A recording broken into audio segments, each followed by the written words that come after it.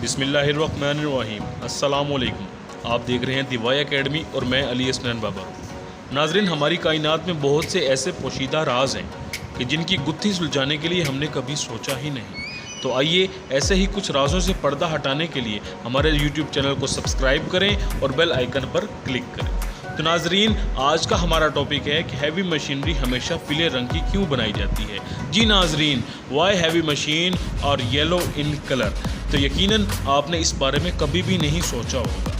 तो आइए आपको बताते हैं कि हैवी मशीनरी के पीले रंग होने की वजह। तो नाजरीन, जैसा कि आपको मालूम है कि हैवी मशीनरी का ज़्यादातर काम पहाड़ों, चट्टानों, चोटियों, क्लिफ और पहाड़ी इलाकों में होता है और हमारे पहाड़ों और चट्टानों का रंग गहरा और बाज़ औक़ात सब्ज़ होता है और इनमें पीला रंग वाज़िया तौर पर आया होता है। और अगर हैवी मशीनरी इन पहाड़ों पर काम कर रही है तो अपने पीले रंग की वजह से दूर से नज़र आ जाएगी कि इस पहाड़ी पर यहाँ पर कंस्ट्रक्शन का काम चल रहा है। तो उम्मीद है आपको हमारी ये वीडियो पसंद आई होगी। मज़ीद इन्फॉर्मेटिव वीडियो देखने के लिए हमारे इस चैनल को सब्सक्राइब करें।